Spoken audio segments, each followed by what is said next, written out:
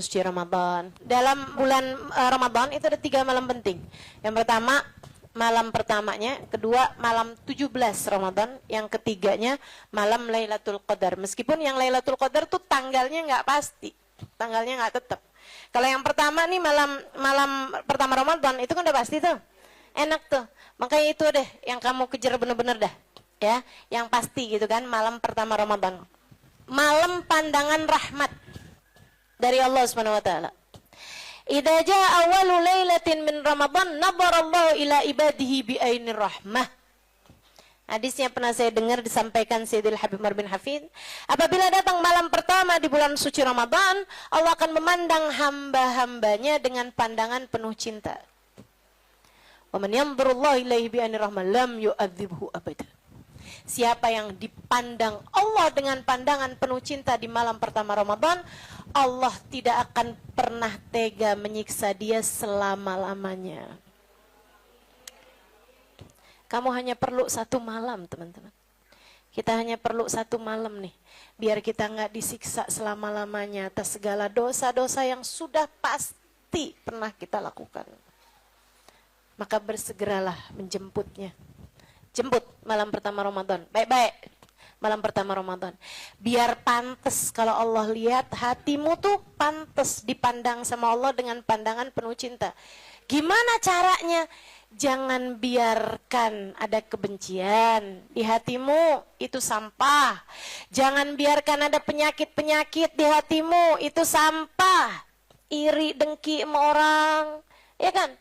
Jangan biarkan ada kesombongan di hatimu, itu penyakit, teman-teman saudaraku sekalian, sampah besar di hatimu tuh. Merasa diri sesiapa, menganggap diri kalau enggak karena saya. Oh, hati-hati. Tuh, malam pertama Ramadan, kita usaha deh nih, sebelum datang malam pertama Ramadan nih, usaha ngilangin tuh penyakit-penyakit hati itu. Usaha kita hilangin terus saja sampai Allah Subhanahu wa taala layak memandang kita dengan pandangan kasih sayangnya. Dan lebih dalam lagi daripada itu, usahakan agar Allah ketika lihat kita malam pertama Ramadan, di hati kita enggak tertarik sama dunia. Allah lihatnya, wah ini dia nih, aku bertahta di hatimu, sebab ternyata kamu tidak tertarik kepada selainku. Gitu, ya kan? Begitu dilihat malam pertama Ramadan, didengerin doanya, minta duit lagi, minta THR cepat turun lagi aja. Kenapa itu mulu sih yang kamu minta? Wahai hambaku, tidakkah kamu tertarik padaku? Bukankah selama ini aku yang memberi padamu? Bukankah kehidupanmu akan tetap baik-baik saja selagi engkau bersama denganku? Bukankah telah aku janjikan untukmu, man yattaqillah yaj'al lahu makhraja wa yarzuqhu min haitsu la yahtasib. Siapa yang takwa padaku, kata Allah, aku akan selalu berikan jalan keluar dari setiap permasalahan, dan akan aku beri rizki dari arah yang tidak disangka-sangka. Udah, tenang aja teman-teman. Jangan mintanya urusan itu mulu. Atau gini, ya Allah, jadikanlah hati suamiku tidak tertarik kecuali kepada diriku. Jauhkan pelakor-pelakor dari sekitar suamiku.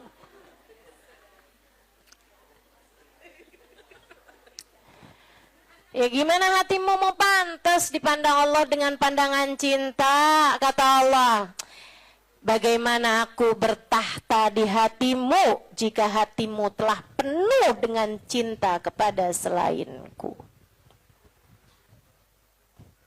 Mudah-mudahan biar bisa paham urusan. Amin. Ya Rabbal Alamin.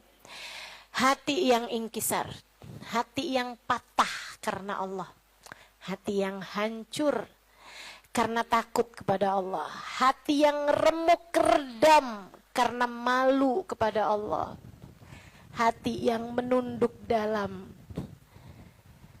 Hati yang menunduk dalam karena khusyuk, tawadu padanya. Hati yang tersenyum malu karena cinta dan rindu kepada Allah. Jika Allah lihat itu pada hatimu teman-teman, di malam pertama Ramadan, maka Allah berkenan untuk menerima hatimu. Allah jadikan hatimu sujud kepadanya dengan sujud yang tidak pernah terangkat lagi sesudahnya. Itu katanya Imamul Haddad. Ketika ditanya, ya Imam, alil qalbi sujud. Imam, hati itu ada sujudnya gak sih? Kata muridnya. Katanya Imamul Haddad, saya senang ketika ada yang menanyakan ini pada saya. Kata muridnya, dan Imam, saya sudah menanyakan ini kepada yang lain. Akan tetapi saya tahu, hanya darimu saya mendapatkan jawabannya. Imamul Haddad kemudian berkata, ya bunai, wahai anakku, innanil qalbi sujud, wa idza sajad lam yarfa' ba'dahu abada. Anakku, hati ada sujudnya. Dan ketika hatimu sujud, Allah tidak akan pernah mengangkatnya selama-lamanya. Nggak pernah bangun lagi. Hati itu kalau udah sujud, sujud terus. Sampai sakaratul maut. Hati kalau udah sujud, sujud terus. Hati, roh kalau udah sujud kepada Allah, nggak keangkat lagi teman-teman. Nggak bangun lagi. Hati kalau udah sujud, tunduk terus sama Allah. Hatinya rapuh terus karena Allah. Hatinya terpaut terus sama Allah. Hati kalau udah sujud, nggak di mana yang diingat Allah aja. Hati kalau udah sujud, nggak lagi ngarep cinta manusia. Hati kalau udah sujud, nggak lagi tertarik sama dunia. Hati kalau udah sujud, dia tahu menempatkan hatinya. Dia tahu berbuat apapun kepada hamba-hambanya Allah Subhanahu wa taala. Hati kalau udah sujud nggak pernah keangkat lagi selamanya. Sampai dia akan datang di akhirat dengan membawa hati yang sujud kepada Allah. Kita kepengen jadi orang yang hatinya dipandang Allah dengan pandangan kasih sayangnya.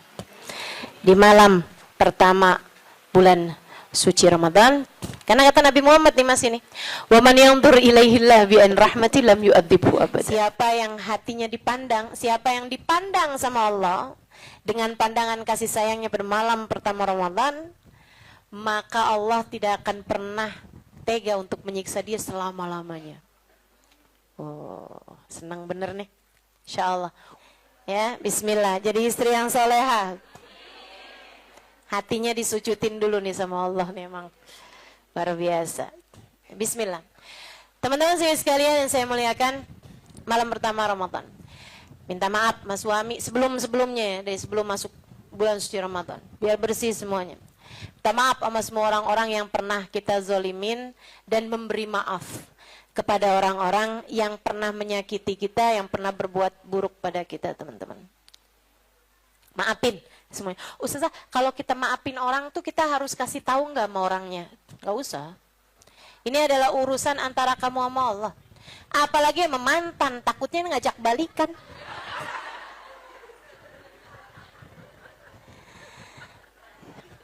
Saya habis dengar ceramahnya Ustazah, jadi mulai sekarang saya sudah memaafkanmu. Begitu kan? Oh gitu. Kamu udah punya pasangan belum sekarang? Ya. Kalau saya telepon kamu ada yang sakit hati nggak? Ya. Dari itu. Mulai setan masuk dari arah yang lain lagi, udah deh. Udah jadi mantan, udah biarin aja teman-teman. Dah. Nggak usah ya. Nggak usah balikan. Nggak usah bikin dosa. Nggak usah balikan. Itu urusanmu maksud saya. Tapi jangan bikin dosa. Jangan bikin dosa. Baik, saudara sekalian saya muliakan, itu minta maaf dan memberi maaf sebelum masuk bulan suci Ramadan. Biar hatimu pantas dipandang Allah dengan pandangan penuh kasih sayang. Malam pertama Ramadan, kemudian malam 17 Ramadan. Saudaraku sekalian, malam 17 Ramadan adalah salah satu malam penting. Malam apa itu Ustazah?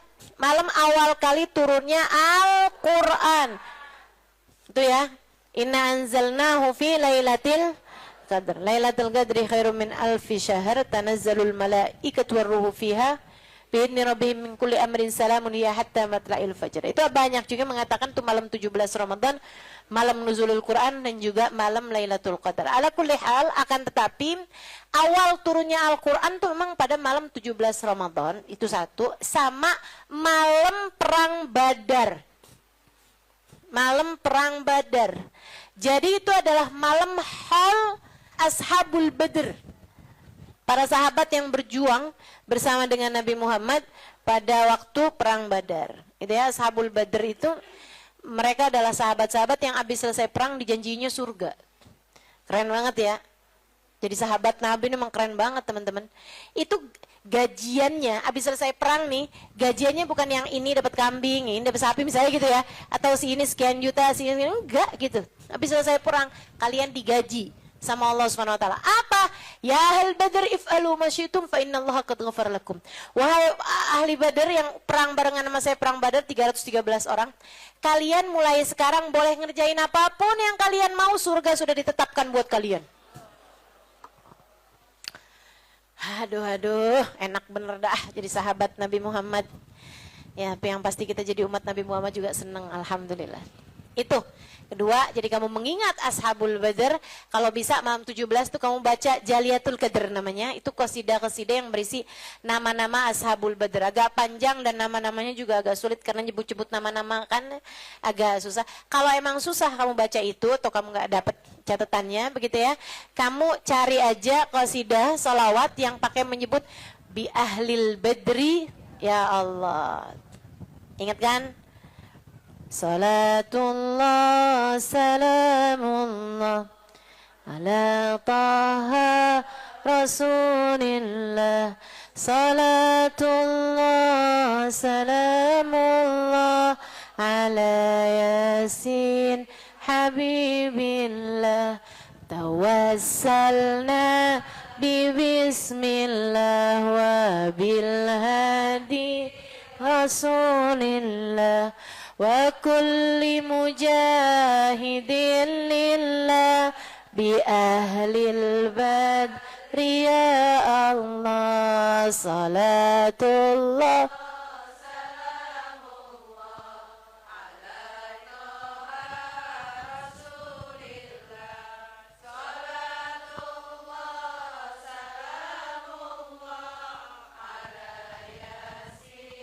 Habibillah. Tuh ada tuh kelanjutannya, nanti cari aja sholawat Badar. Banyak ya di kitab-kitab. Jadi teman-teman saya sekalian tuh malam kedua. Malam ketiganya adalah malam Lailatul Qadar. Nah malam Lailatul Qadar ini nyarinya enggak cuman pas malam-malam itu. Akan tetapi pencariannya dimulai dengan kamu daftar. Kamu daftar biar bisa pantas dapat Lailatul Qadar. Memantaskan diri dulu. Daftarnya dengan apa? Ada 3 kriterianya. Kata Habib Muhammad bin Abdullah Al-Haddar. Gitu ya. Kamu memenuhi persyaratan-persyaratannya.